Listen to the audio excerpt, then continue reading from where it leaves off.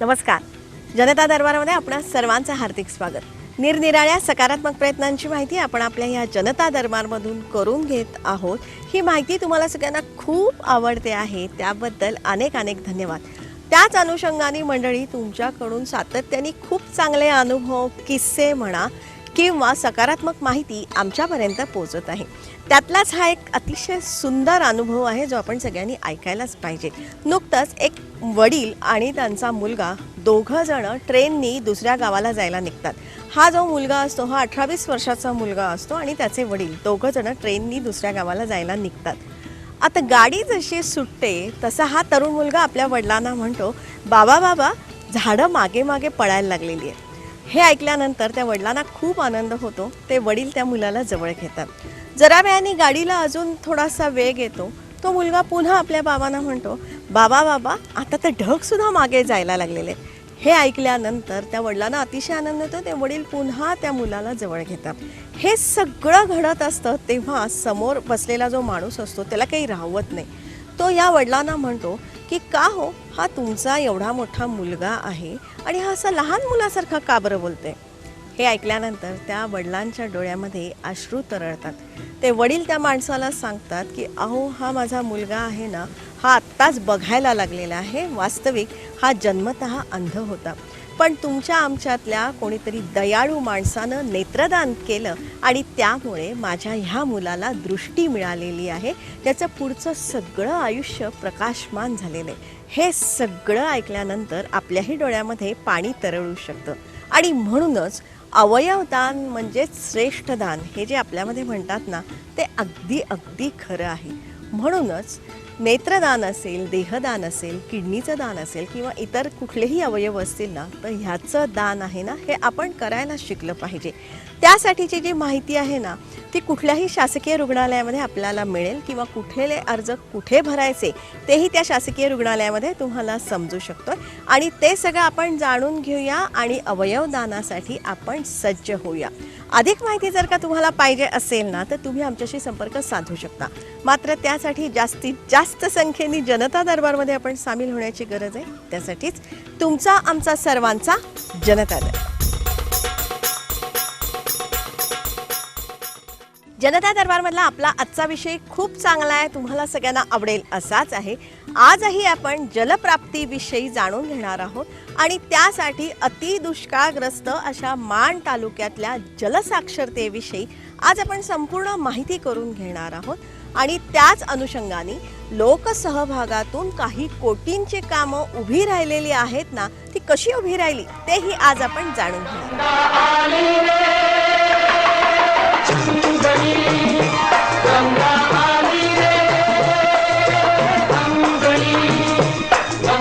हे पाणी मिळाल्यामुळे आज इथली ही जी जमीन आहे ना, ही फुललेली आहे, बहरलेली आहे. इथली शेती ही बहरलेली आहे.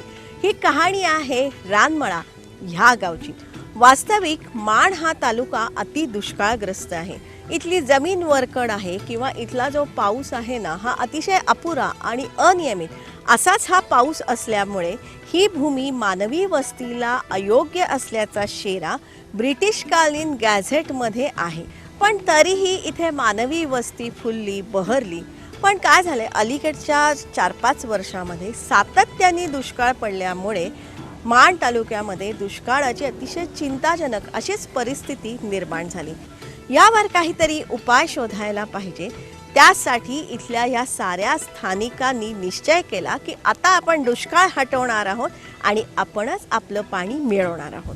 पण आमची भूक, आम्हाला पाणी पाहिजे होतं काही करून. ज्या मोठ्या 2 योजना आहेत ते कधी येतील माहिती नव्हतं. पण आपण जर या ठिकाणी पाणी अडवलं, छोटंसं गणित, या ठिकाणी थोडं पाणी अडवलं तर खूप मोठा बेनिफिट आपल्याला नाही झाला तरी आपल्याला जी पिण्याची पाण्याची अडचण आहे आता सध्याची, ती तरी 100% आपली पूर्ण होऊ शकते. ह्या कुठलाही अनुभव नव्हता. आम्ही ज्यावेळेस हे काम चालू केलं त्यावेळेस आमच्याकडं इंजिनियर नव्हता, काय नव्हतं. येस, आपल्याला आपलं पाणी शोधायचं, आपण इथं काम केलं पाहिजे. ह्या भावनेनं आम्ही त्या ठिकाणी एकत्र आलो आणि केवळ 2/5/2014 ते 2/7/2014 या 2 महिन्यामध्ये 1 किलोमीटर लांब खोलीकरण, रुंदीकरण, सरळीकरण झालं आणि त्याच्या माध्यमातून ही क्रांती झाली. प्रशासनाला कळलं की यस, ही इमानदारीने काम करता. इथल्या ग्रामस्थांना कळलं की बाबा ह्या लोकांनी ह्यांचा स्वतःचा पाण्याचा सोर्स स्वतः निर्माण केला. या रानमळा हे जे गाव आहे ना, ह्या गावामध्ये वास्तविक मागच्या वर्षीच पाणलोटाची सगळी कामं पूर्ण झालेली होती. त्यामुळे ह्या वर्षी जो 7 जूनच्या सुमारास जो पाऊस पडला ना, जो अवकाळी म्हणा किंवा मान्सून पूर्व असेल, ह्या पावसामुळे इथे पाण्याचा संचय झाला आणि इथली शेती फुलली. 6 वर्ष झाले गेली, अजिबात पेरण्या झाल्या नव्हत्या वगैरे काय, पण मान्सून पूर्ण पडलेल्या पावसामुळं आणि उद्या ह्या बंधाऱ्यातनं मिळणारं आपल्या विहिरी बोरवेल जीवन झाल्यामुळे 100% इथला शेतकरी एवढा सॅटिस्फाय आहे की त्याला खात्री झाली आपण आज इथं पेरल्यानंतर 100% आपल्याला आपण जे आता पीक पेरतोय त्याचा 100% फायदा होणार. जलसंचय झाल्यामुळे विहिरी भरल्या, त्याचबरोबर शेततळी सुद्धा भरली. त्यामुळे ह्या वर्षी इथे डाळिंबाच्या मोठ्या बागा आपण बघू शकतो, चिक्कूच्या बागाही आपण इथे बघू शकतो. माझी इथं एक 20 एकर शेती आहे, पूर्ण बाग आहे ती. आणि 6-7 वर्ष झालं गेली अशीच ओसाड पडली होती पाणी नसल्यामुळे. आणि आता ही आपण परिस्थिती बघतोय की ह्याच्यामध्ये जवळजवळ मी आता इथं 5-6 एकर मका लावलेली आहे, ज्याच्या माध्यमातून मला 100 ते 150 क्विंटल मका उपलब्ध होईल. आणि हा ही मक्याचं पीक आहे. पलीकडे जे आपण बघतोय ते जवळजवळ 175 म्हणजे 1,75,00,000 लिटरचं शेततळ जे प्रशासनानं आम्हाला दिलं होतं ते पण असंच ओसाड पडलं होतं. बंधाऱ्या झाल्यामुळं विहिरीन बोरवेल जीवन झाल्यामुळे त्याच्या माध्यमातून आपण ते भरलेलं आहे. जवळजवळ आता ते अर्धा आहे पण पूर्ण क्षमतेनं भरलं होतं. जवळजवळ 1.5 कोटी लिटर पाणी साठा मी त्याच्यामध्ये केला होता आणि तेच पाणी दुष्काळात आपण बागेला यूज करतो. मका आहे माझी डाळिंबीची 2200 झाड आहेत. त्याच्यानंतर चिक्कूची एक 2.5 एकराची बाग आहे. ऊसाचं छोटं आपण एक 15-20 गुंठ्याचं क्षेत्र केले की त्याच्या माध्यमातून आपण जी ही जमीन त्याच्यामध्ये ऊस लागण आपण करणार आहे. सगळीच प्रत्येकाने मूग पेरलेला आहे, चवळी पेरली, मका, बाजरी सगळ्यांच्या पेरण्या आता व्यवस्थित झालेल्या अशा पद्धती पिकाची परिस्थिती आहे.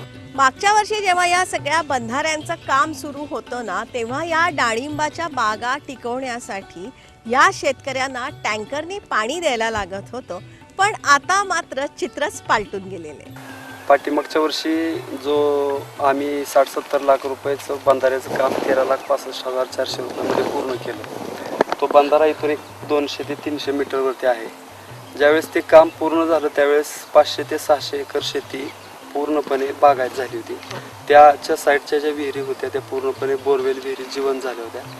त्याच्या माध्यमातूनच आम्ही ज्वारी, बाजरी, ऊस, मका यासारखी पिकं घेतली होती. चांगला आर्थिक फायदा पण झाला होता.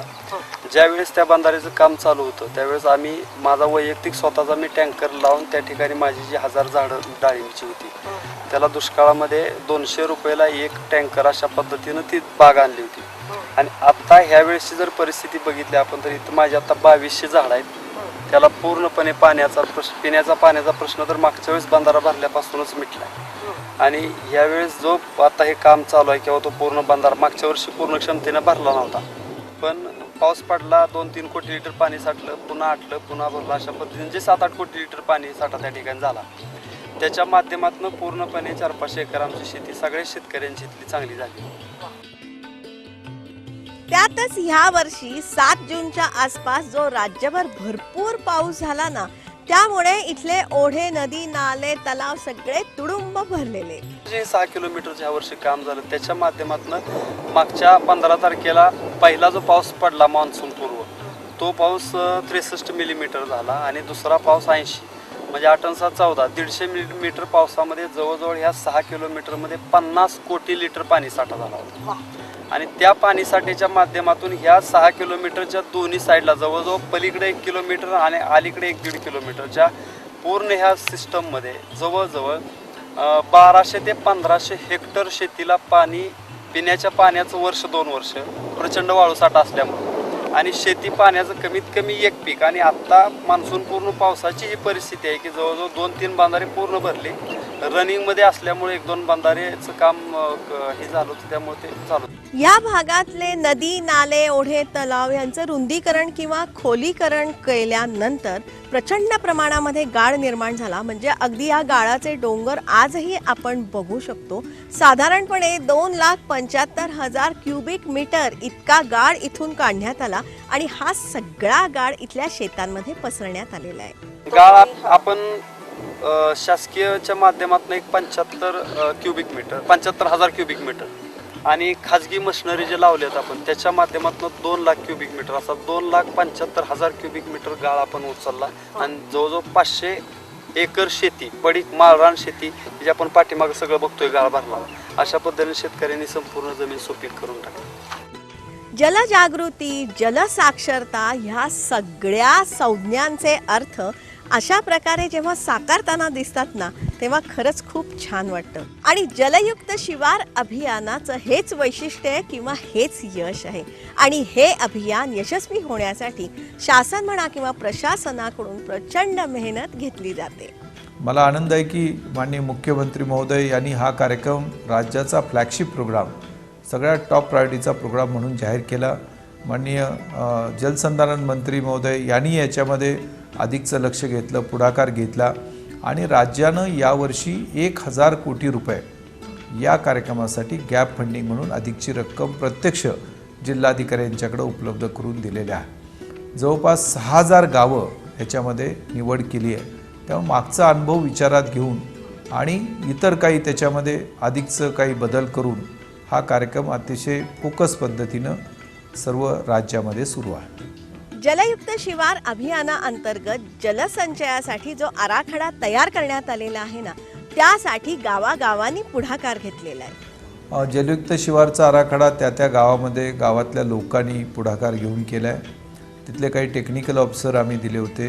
जिल्हाधिकारी खरं या सगळ्या कार्यक्रमाचं जिल्हा पातळीवरती कॅप्टन आहे, त्याला सगळे अधिकार दिले. त्यांनी ठरवायचं की कुठली गावं निवडायची, जी गावं निवडायची आहेत त्या गावातली प्रमुख लोक एकत्र येतील, गाव शिवार भेट करतील आणि गाव शिवार भेटमध्ये गावामध्ये कुठली कामं आत्ता अस्तित्वात आहे ज्याचं पुनर्जीवित करायचं आहे, म्हणजे दुरुस्त्या करायच्या आहेत, काही बळकटीकरण करायचं आहे आणि कुठली कामं नव्याने घ्यायची ते गावातल्या लोकांनी ठरवायचं आहे. गावातल्या लोकांचं जे शहाणपण आहे, त्यांना जे तिथं माहिती आहे ते आपण सांगायची आवश्यकता नाही.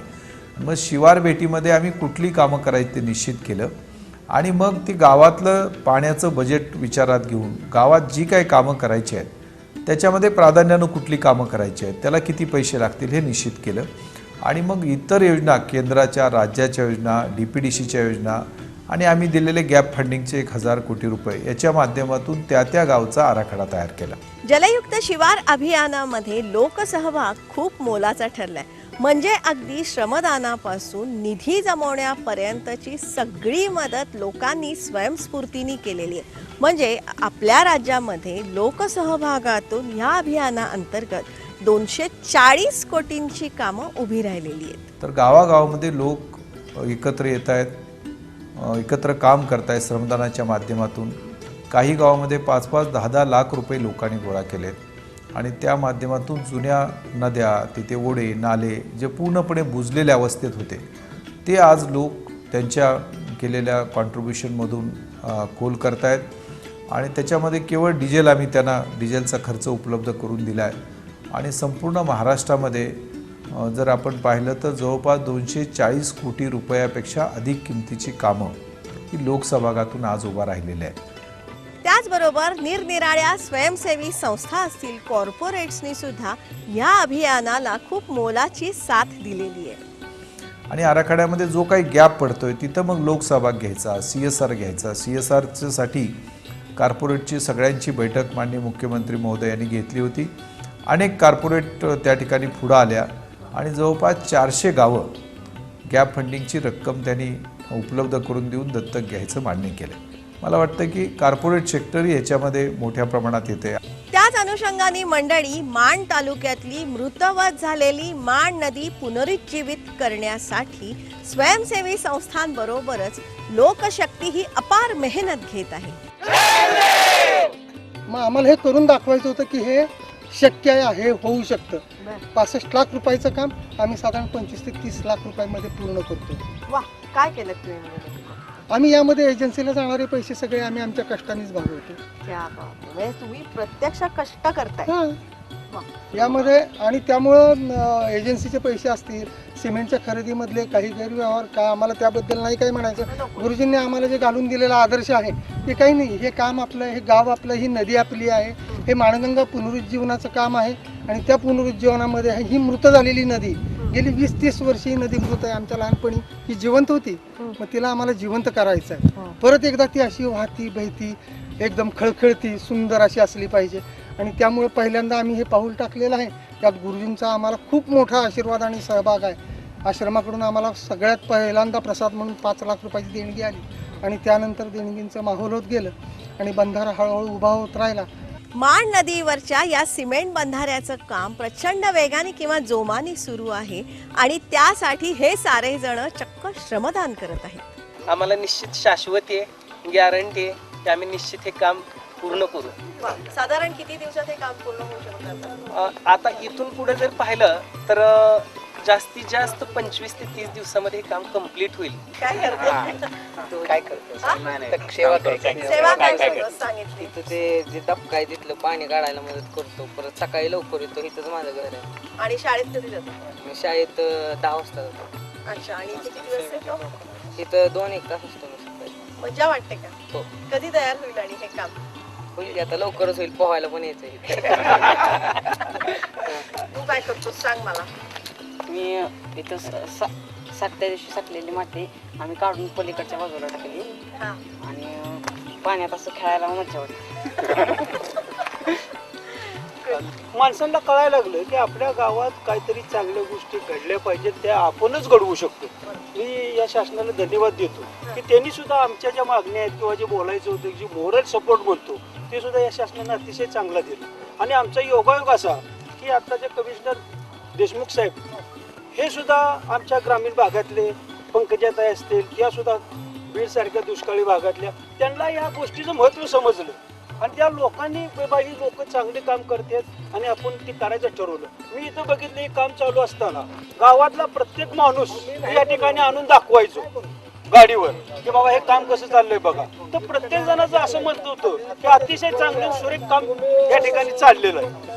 लोकसहभागातून उभा राहणारा हा सर्वात मोठा राज्यातला प्रकल्प आहे अशी या बंधाऱ्याची ख्याती आहे. हा लोकसहभागातनं मोठाच आहे.